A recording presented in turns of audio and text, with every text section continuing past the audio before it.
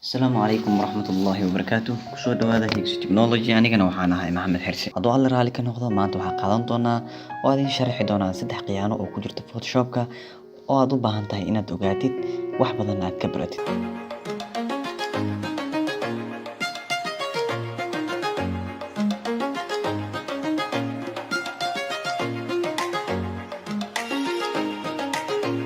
sida idin sheegnay maanta waxaan qaadan doonaa saddex tricks oo ku jirta Photoshopka oo u baahan tahay inaad wax badan ka ogaatid midda koowaad waxa ay tahay markaad soo kicisid Photoshopka sidee u heli kartaa laba disk ama laba separate display place oo aad ku shaqeysid for example marka aan dhaho window kadibna aan dhaho arrange kadibna aan dhaho new window for the name of my picture click aan dhaho waxa ii soo baxaya laba window oo separate ah waa laba document oo separate oo kala laakiin waxa la sawir ma aan dhahin duplicate laakiin caadi waxa tagay halka dan haddana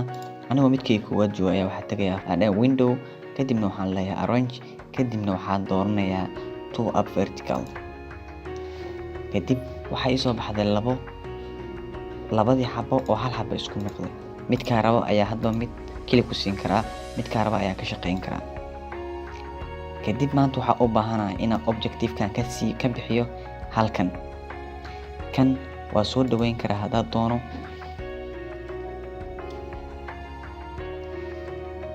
sidaas ayaa u soo dhaweyn karaa haddii doono balse midka kan ma soo dhaweyn karo wax walba oo effect oo ku dhaca kan way ku dhacayaan seentaas u jeediin ayaan ka reebayaa oo aan ka saarayaa halkan si aan ga saaro waxaan isticmaalayaa midkan toolkan oo la yiraahdo spot healing brush tool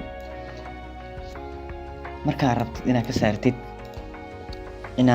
seens ka saartid waxaan rabaa halkan inaad fiirisid halkan aan fiiriso saas ay u soconaysaa halkan waa ka arki kartaa way haraysaa ujeedaan just sidaas ku wadaya waa sida remove object loo suubiyo daas waxa ujeedaa libaaxiisa in aan ku dhacday marka halkan ma u baahnid inaad soo zoom gareysid laakiin halkan ayaa u baahan tahay oo kaliya inaad zoom soo saartid trick waa midkaas trick labaad oo aan qaadanayna waxa uu yahay sida loo isticmaalo toolkan la yiraahdo clonestan waa toolkan marka aad isticmaalaysid waxa u baahan tahay oo kaliya inaad click ku siisid kadibna halkan imaatid oo sawirka aad kor imaatid kadibna aad qabatid window iyo alt kadibna aad click wajiga aad siisid after that gabadhan sawirkeeda halkan ayaa ku sawiri karaa sidaas aad u jeedaan oo kale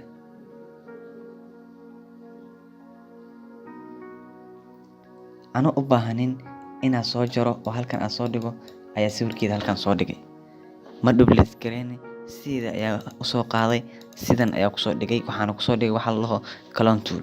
sidaas ayaa asna loo isticmaalaa trick saddexaad ee aan qaadan doono waxa uu yahay sida wada ognahay marka aan rabno inaan color aan sameeyno waxa isticmaalnaa file-ka la yiraahdo ama toolka la yiraahdo eyedrop wuxuu ka caawinayaa in aan doorato sawirada kugu jiro shaashadan kalaradooda blue haddii rabo orange haddii rabo gaduud haddii rabo black haddii rabo sidaas ayaa u dooran kartaa laakiinse ma ogtahay in aad dooran kartid sawir ka baxsan Photoshopkaaga sida marka minimize dhahdid oo Photoshopkaaga sidan aad u yareysid in aad dooran kartid kalara banaanka jira sida ognahay hadda kalaradan halkan ah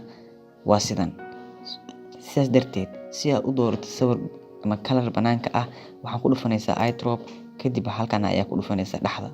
click ayaa si leedahay kadib waa drag gareynaysaa ama waa jiidaysaa halkan marka imaatid color carrot ayaa dooranaysaa hadda halkan blue marka ku qabto sida isku bedelayo arag marka halkan ku qabto sida isku bedelayo arag black gaduud kalaradan oo uu leeyahay Google Play xataa waa dooran karaa jaalle green in yar kadib wuu isbedelayaa sidaas ayuu isku bedelayaa saas ayaan loo sameeyaa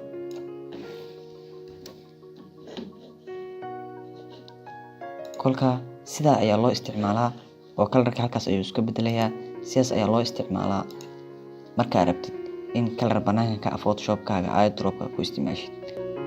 Kusoo dhawaada Higgs Technology. Waxaan rajaynayaa inaad wax badan ka faa'iideen.